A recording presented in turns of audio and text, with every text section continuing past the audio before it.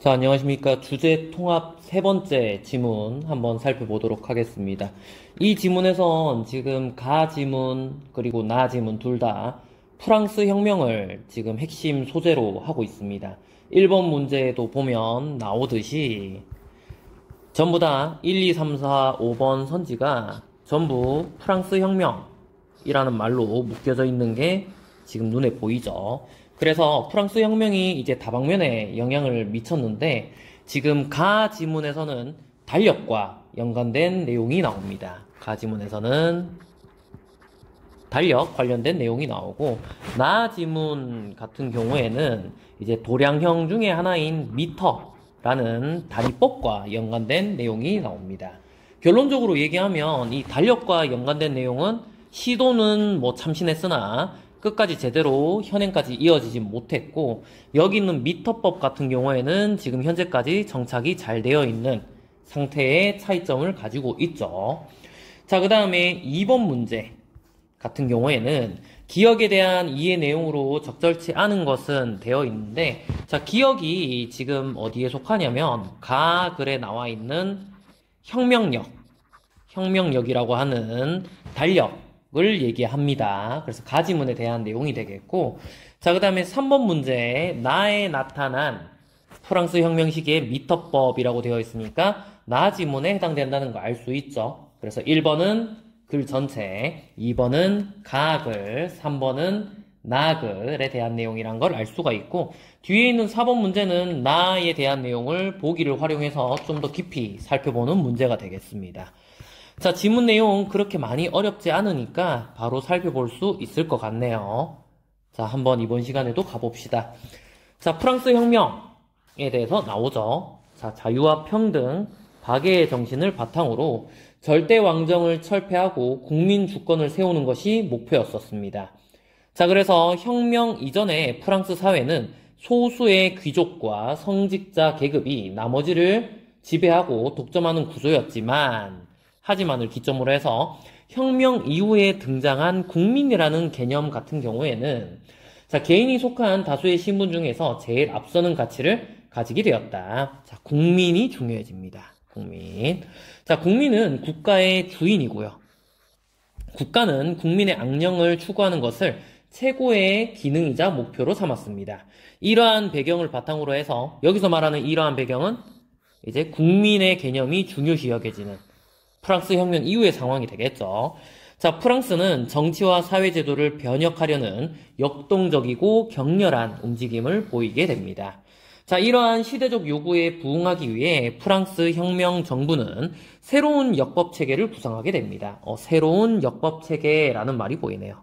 새로운 역법체계. 아마도 뒤에 나오는 혁명력이 되겠죠? 여기 밑에 보입니까? 자, 이렇게 체크할 수 있을 것 같고 자, 기존에 사용하던 그레고리력이라고 나오니까 구분을 좀 짓겠습니다. 자, 그레고리력에 스며있는 종교적, 봉건적 색채를 없애려고 했다. 자, 그레고리력에는 종교적, 봉건적 색채가 있는데 그걸 없애려고 나오게 된 게 혁명력이 되겠습니다. 자, 혁명력에서는 1년이 12달로 구성되어 있고 자, 이거는 뭐 비슷하죠? 1년이 12달로 구성되어 있고 자, 3달씩 4계절로 나뉘었다. 자, 계절도 지금 이렇게 석 달로 구분을 지었네요. 자, 그레고리력은 한 달이 30일이나 31일로 구성되어 있지만 이건 현재 우리가 쓰고 있는 달력과 비슷한 부분이죠. 자, 혁명력 같은 경우에는 평등이라는 가치가 중요합니다. 평등이라는 가치를 반영해서 모든 달을 동일하게 30일로 구분했습니다. 모든 달이 동일하게 30일이다. 자, 차이점이 되겠죠. 자, 또한 한 달을 동일하게 10일씩 3주로 나누어서 지금 우린 어떤가요? 7일씩 4주인데 지금 여기 보면 자, 10일씩 3주로 돼 있답니다. 10일씩 3주로 나누어서 기존의 그레고리력과 차이를 보였다. 자, 따라서 1년은 365일인 그레고리력과 비교했을 때 5일이 남게 된다. 이런 식으로 계산하면 이제 360일이 되는 거죠. 그래서 5일의 차이가 남게 되는데 자, 12월 30일과 다음 해인 1월 1일 사이에 5일, 남는 5일, 여기 있는 5일은 여기 있는 남는 5일이 될 거고요. 자, 달이나 날짜, 요일이 없이 혁명절, 노동절, 선행절 등의 기념일로 정했습니다. 자, 이렇게 남는 거는 기념일로 정했다. 그런데 날짜, 요일 이런 게 없다는 거죠. 그냥 쉬는 날이 될 겁니다. 자, 혁명력은 12년 동안 사용되었는데 다른 국가와의 회담이나 교역에서 불편이 가중되었기에 나폴레옹이 황제로 즉위한 곧 폐기되었다. 곧 좀 약간 뒤에 활용까지는 이어지지 못한 것 같습니다. 그 다른 나라에서 이 혁명력에 대해서 이해를 해주고 뭐 그랬으면 좋겠지만 좀 날짜 사용에 차이점이 크겠죠. 특히나 이제 한 주가 10일이라는 것과 그 다음에 한 달이 무조건 30일이라는 점, 그 다음에 날짜나 이제 요일이 없는 그런 기념일 같은 경우에는 차이가 많이 생겼을 것 같습니다. 자, 여기까지 읽었으면 뒤에 문제 풀 수 있는 부분이 있어야 되겠죠. 여러분들 어디 한번 보냐면 2번 문제 한번 같이 살펴보면서 풀어보도록 하겠습니다. 자, 책은 237쪽에 있는 2번 문제를 보면 됩니다. 자, 2번에 1번 선지 봅시다. 자, 혁명력이 사용된 기간에는 그레고리력과는 다른 요일 체계가 적용되었다. 어떻나요, 지금? 요 부분 보면 되겠죠? 원래는 한 주에 7일인데, 자, 여기 혁명력에서는 10일 3주로 썼다. 그러니까 한 주에 10일이라는 거죠. 자, 그래서 요 부분이 지금 2번에 1번 확인할 수 있는 선지가 되겠습니다. 자, 그다음 2번. 자, 혁명력이 시행된 후 12월 30일부터 1월 1일까지는 프랑스의 기념일이겠군. 자, 기념일 얘기한 부분이 지금 여기 나오죠? 자, 요일도 없고, 그 다음에 날짜도 없는 건데, 지금 여기 보면 말을 잘 봐야 되는 게 12월 30일과 다음에 1월 1일 사이라고 되어 있습니다. 다시 12월 30일과 1월 1일 사이의 5일입니다. 그 얘기는 무슨 얘기냐면, 자, 12월 30일 있고, 그 다음에 1월 1일 있으면 그 사이에 하나, 둘, 셋, 넷, 다섯 여기 있는 5일이 기념일이라는 거죠. 이렇게 얘기할 수 있는 부분인데 자, 2번 선지 다시 보면 12월 30일부터 1월 1일까지라고 되어 있습니다. 그러면 여기 있는 이 두 날짜를 포함해야 되는 거죠. 이건 좀 차이가 있는 거죠, 지금 여러분. 자, 그래서 여기는 2번 선지가 지금 답이 되겠습니다. 이해되나요? 말장난이죠, 이거 일종의. 자, 다음 3번. 모든 달을 동일하게 30일로 구성한 이유는 평등이란 가치를 중요시했기 때문이다. 자, 평등의 가치를 반영해서 동일하게 30일. 여기서 확인할 수 있겠네요. 자, 2번에 3번 선지. 확인이 됩니다. 자, 다음 4번. 프랑스 혁명 정부가 새로운 역법 체계를 만들 때 그레고리력의 내용을 완전히 버리지는 않았다. 이 선지가 좀 약간 어려울 수 있습니다. 근데 어디서 확인을 해야 되냐면 1년이 365일이라는 점. 이것과 연관되는 거죠. 만약에 혁명력을 그레고리력과 완전히 상관없이 만들려고 했다면 360일로 그냥 끝냈을 겁니다. 360일로 그냥 끝내고 그 다음 해로 넘어갔을 것인데 그러면 다른 나라 달력과 너무 차이가 크게 되겠죠. 그래서 그레고리력을 무시할 수가 없었던 겁니다. 그래서 360일은 혁명력 그대로 가고요. 그 다음에 그레고리력과의 차이가 나는 이 5일은 기념일로 삼게 된 거였었죠. 그래서 이 부분을 전체적으로 추론했을 때 2번에 4번 선지도 맞는 설명이라고 판단해야 됩니다. 2번 선지를 좀 대충 읽게 되면 아마 4번을 체크할 확률이 높지 않을까 그런 생각이 드네요. 자, 네, 5번. 혁명력은 정치적 변혁으로 인한 새로운 변화였지만 사람들이 사용에 불편을 겪으면서 계속 유지될 수는 없었군. 자, 이거는 마지막 줄에 나오는 나폴레옹 즉위 뒤 바로 폐기되었다. 이 부분 통해서 확인할 수 있습니다. 자, 이렇게 하면 이번 문제 다 풀었죠. 자, 다음 나 지문 이어서 보도록 하겠습니다. 자, 첫 번째 단락의 내용은 거의 가 초반의 내용과 유사하고 자, 다양한 프로젝트를 수행했다라고 했는데 지대한 영향을 미친 게 지금 미터법이라고 나오죠. 자, 미터법은 자, 길이나 너비는 미터, 부피는 리터, 무게는 킬로그램을 기본 단위로 하는 십진법을 사용한 도량형 체계이다. 자, 십진법을 사용했다. 혁명 이전 프랑스 전역에는 수십 개가 넘는 단위가 사용되고 있었다. 아, 통일이 안 되어 있었네요. 그죠? 이러한 상황에서 정부는 효율적인 세금 징수가 어려웠고, 자, 문제점이 있습니다.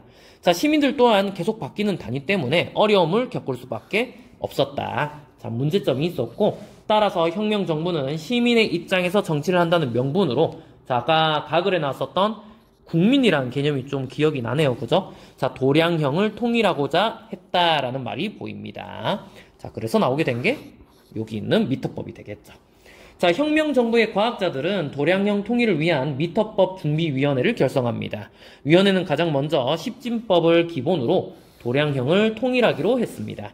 약수가 많은 12진법을 사용하자는 의견도 있었지만 사람들이 새로운 도량형에 쉽게 접근할 수 있도록 가장 편리하고 가장 합리적이라고 여겼던 십진법을 사용합니다. 자, 다음으로 논의된 것은 무엇을 기준으로 할 것인가인데, 자, 도량형이 통일되지 않아서 겪었던 문제들을 생각한다면 정치적으로 누구나 수긍할 만한 객관적인 기준이 필요합니다.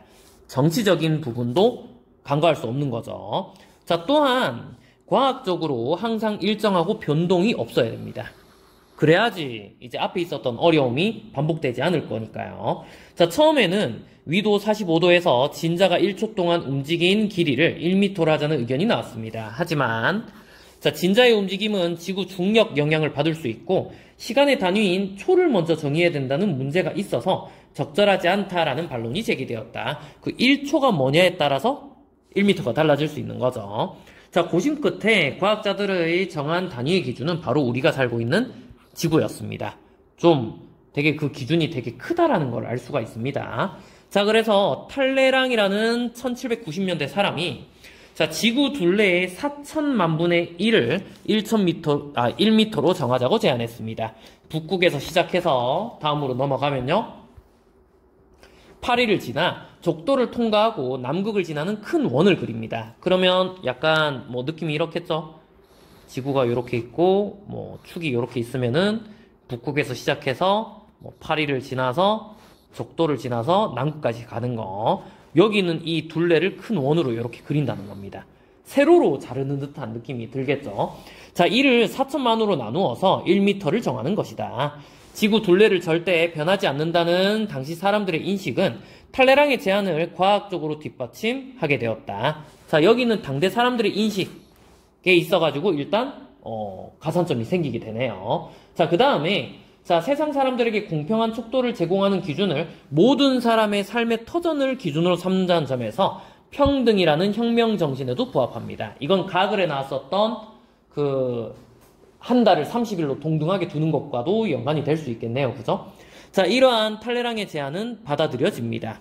자, 프랑스의 천문학자들은 파리를 지나는 지구 좌우선의 길이를 측정하게 됩니다. 이거 측정 방법에 대한 것도 아마 나올 수 있을 것 같은데 실제로는 선생님이 알기론 이런 천문학자들은 계산식을 통해서 이렇게 길이 측정을 하기도 하고 실제로 그 북극 남극 탐사도 이때는 많이 다녔다고 되어 있죠. 그래서 실제로 이제 그 중심되는 부분, 요 자전축이라고 그래야 되나? 그 지점을 좀 파악하는 그런 노력도 기울인 걸로 알고 있습니다.